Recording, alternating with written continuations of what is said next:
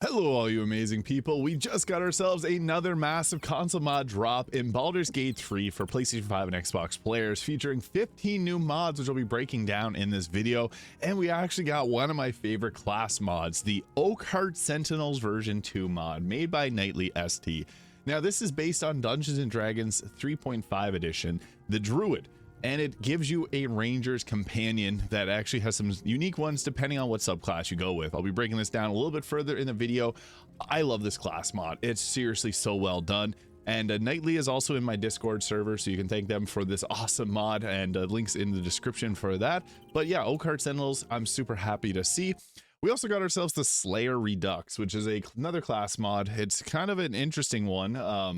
It's based on Pathfinder first edition, and it's an interesting class mod as well. I'll be posting builds for these at a later date, probably tomorrow for this one, and Oakheart Sentinels tonight.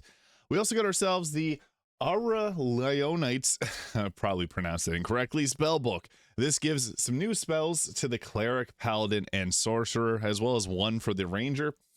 So I'll kind of break this down in a moment here. We also got ourselves more equipment mods if you're using Fade's equipment distribution. So we now have ourselves the Song and Steel Bard equipment, which has some great options.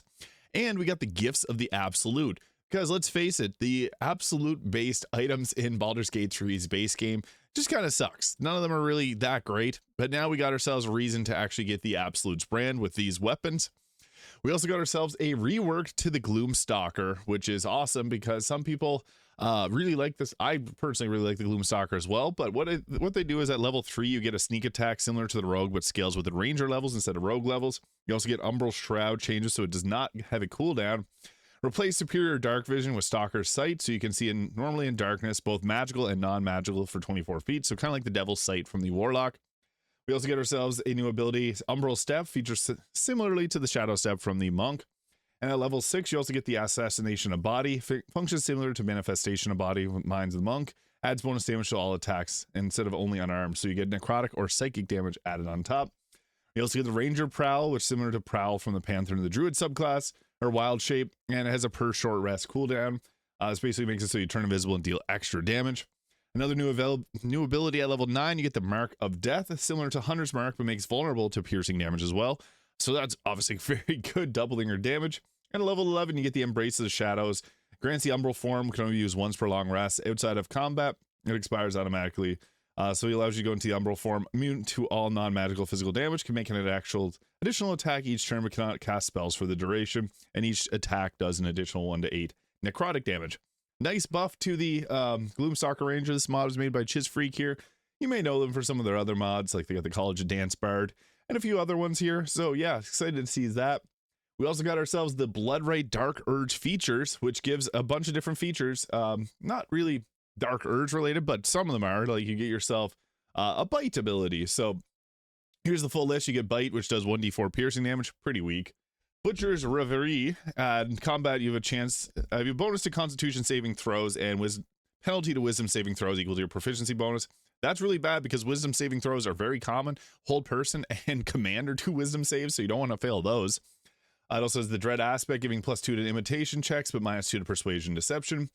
Exan Squisher.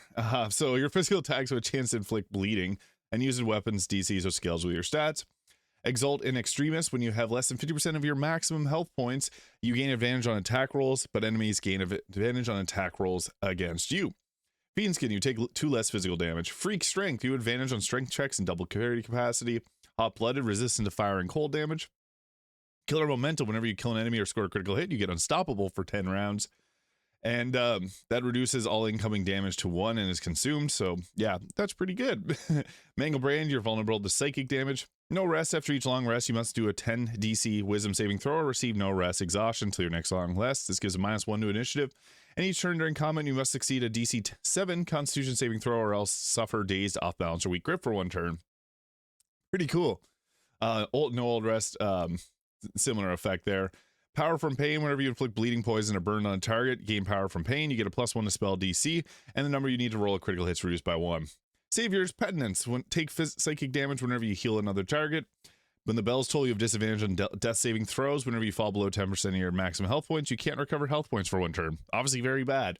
The Urge Hungers, you don't inflict Damage during your turn, you must succeed a DC 7 wisdom saving throw or go mad and just attack random people for 1 turn.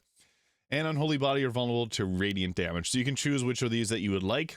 A lot of them are not that good, so it's made for challenge runs. We also got ourselves Lydia's Head Dia here, which adds another new head to the game. This one's pretty solid. I know some people really like these mods by Playmon, so yeah, another great option. We also got ourselves all classes can learn spells, and you guessed it, that's exactly what it does. It makes it so all classes can learn spells, similar to the wizard. We also got ourselves McLovin's Solid Weight Eyes, which is Orin's Eyes, so you can now select this by using this mod. Adding 1 to your 100 mod limit for just eyes is a little bit rough. I'm surprised I haven't seen this in many other mod packs, but yeah, it's in this one. And also, we got the Reforged Assets, which add some new appearances that you could roll with for your Dark Urge.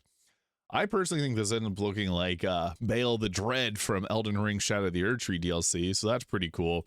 But yeah, more Dragonborn stuff. I'm a big fan of that. The Dragonborns deserve more, and here it is. So shout out to Kelka, another one of their mods, and I said that we would see more of these mods getting added, as Kelka's mods are all fantastic. Cantrip Mastery. This mod does 3 things. So it adds a new feat, the Cantrip Mastery, gives you both Empowered Cantrip and Adroit Casters. New passive Empowered Cantrips add your spellcasting modifier to the damage of cantrips. Works similar to the Evocation School's Empowered Evocation. Reworked Adroit Caster changes to be a permanent toggleable passive instead of once per short rest. This change also affects the Gemini Gloves. So some more changes to different wizard abilities and cantrip based feats. Pretty nice. Also, we got ourselves the Gauntlets of the Storm Giant, made by Rosprey, who's made a lot of mods that we like. Mjolnir Stormbreaker mod, the Aasimar race mod, which I'm hoping will come to console soon once they fix the race issue. Raptor Tamer, many others. And yeah, another great addition from them. This is the Gauntlets of the Storm Giant, just a little recolor, but it's like the Cloud Giant gauntlets that you get later on in the game. So this adds 3 to 24 lightning damage in addition to your attacks, unarmed or weapon attacks. So that's awesome. And it also gives you strength set to 29. Just like a potion. So that's solid. Very strong mod. These are also available from Aaron in the Druid's Grove. So early on in the game, you can get this. Speaking of cheat mods, we also get ourselves the Ring of plus 99. The Cheater's Ring mod's my personal favorite, but this gives plus 99 to all skill checks, ability checks, and saving throws. Spawns in 4 copies, and new game not compatible with individual plus 99 mods made by Godiva here, but hey, I think that's awesome. So another mod like that if you want it, but Cheater's Ring also fulfills that same need. So we also get ourselves a Dragon Katana here, which does a 1d10 plus 48 plus, I'm assuming they have a strength potion active, 8 damage. A beautiful katana wielded by the Great Orochi. So this weapon has never lost a duel. Another nice dragon-themed weapon and katanas. I love katanas in this game. So with the Oakheart Sentinels, I love this mod. It's got multiple different subclasses here. There was a previous version that Nightly made with 3 different subclasses, but they went all out on the new version of the Oakheart Sentinels, which features 6 subclasses: the Springkeeper, Sunwatcher, Lore Seeker, Phase Shaper, Fall Reaver, and Frost Weaver. All of these have their own unique flavor to them. Like, for example, the Springkeeper gives you this hyena pet, so you can summon in a hyena, and then you get Orb of Spring and Hunter's Mark, Oak Branch to empower your attacks with, and you get different cantrips that are based on the Druid cantrips, and it also has some Mistress Spells compatibility, so it's got it all tied up into one nicely packaged mod. And each of these subclasses comes with their own pets and own spells that they come with. I love this mod. It's just seriously so much fun between the different subclass abilities that you get. And like some of them are focused on doing like ranged weapon attacks, so this gives you the Oak's Aim with the Lore Seeker. Phase Shaper is my favorite though, because it gets the ability to turn enemies into rats, cats, and many other things, and you can actually end up targeting 2 creatures, so you can turn 2 of them into like an owl bear and have them attack enemies for you. Super fun. This one's probably my favorite subclass of the 6 that the Nightly has made. But yeah, it's got the Mistress Spells compatibility. Some of them will have different spell selection as well, so you see there Phase Shaper has a bit more spell selection than some of the other classes, but they are themed based on whatever you can read through this. They have different spells and abilities that each of them comes with, which I think is so very well done. So I'll be posting a build for this one later today. I love the Oakheart Sentinels. But in addition to this, we also had ourselves the Slayer Redux mod, which is cool, because this is based on Pathfinder Wrath of the Righteous, or Pathfinder, I guess, rule set, and the Slayer is skilled at tracking down targets. Slayers can summon hunters, so they live for the chase and the deadly stroke that comes with it.